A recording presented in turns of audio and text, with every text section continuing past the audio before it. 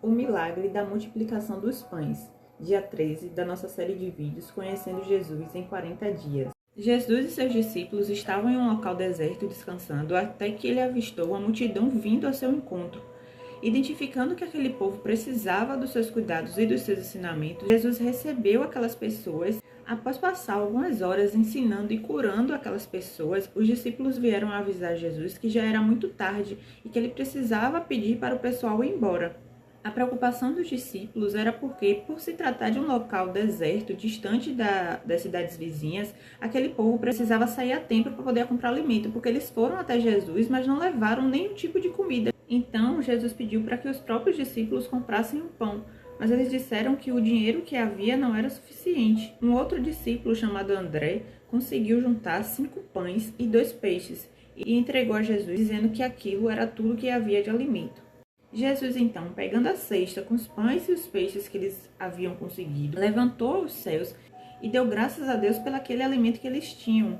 Então, ele pediu que os discípulos distribuíssem entre as pessoas. A palavra fala que eram cerca de 5.000 homens. Isso sem contar as mulheres e as crianças que provavelmente também estavam naquele local. Isso me faz lembrar de uma passagem muito importante que a gente viu há uns dias atrás, onde depois de ser tentado por Satanás, para que transformasse pedras em pães e se alimentasse, Jesus respondeu a ele: nem só de pão viverá o homem, mas de toda palavra que sai da boca de Deus. E também me lembra da passagem que está lá em João, no capítulo 6, no versículo 51, onde Jesus afirma: eu sou o pão vivo que desceu do céu. E a gente percebe que aquele povo precisava tanto de Jesus que eles saíram de casa sem nem se preocupar com o alimento, simplesmente foram atrás dele. E agora eu sigo para o que tem escrito lá em Mateus, no capítulo 6, no versículo 25, onde Jesus fala ao povo: portanto, eu lhes digo, não se preocupe com suas próprias vidas quanto ao que comer ou beber, nem com seus próprios corpos quanto ao que vestir. Não é a vida mais importante do que a comida e o corpo mais importante do que a roupa? Aí no final, no versículo 33, ele diz: busquem, pois, em primeiro lugar o reino de Deus e a sua justiça, e todas essas coisas lhes serão acrescentadas.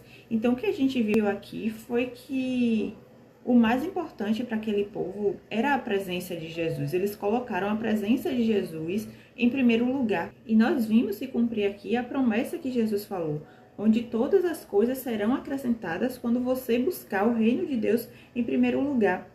E aí eu faço um questionamento: quantas vezes você troca a presença de Deus, o momento de estar com Deus, pelas preocupações do mundo? O quanto as atividades do seu dia a dia te roubam da presença do Senhor?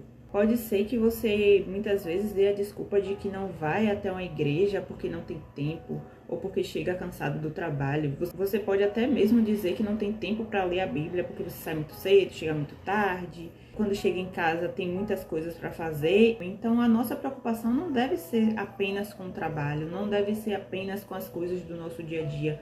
Nós precisamos ter a fome de ouvir a palavra de Deus, porque Jesus nos disse: nem só de pão viverá o homem, mas de toda a palavra de Deus. E ele afirma que ele é o pão vivo que desceu do céu. E ele fala que devemos buscar primeiro o reino de Deus. E assim como eu havia falado, aquelas pessoas eram pobres. Então pode ser até que existiam pessoas ali que não iam nem se alimentar naquele dia. E porque elas escolheram buscar Jesus, buscar a presença do Senhor, naquele dia um milagre aconteceu, porque naquele dia elas conseguiram se alimentar.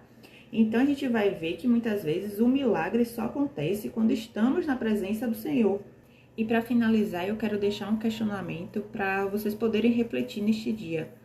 O quanto a ocupação com as coisas do seu dia a dia tem te feito ficar longe da presença do Senhor? E o quanto isso tem te impedido de ver os milagres de Deus na sua vida?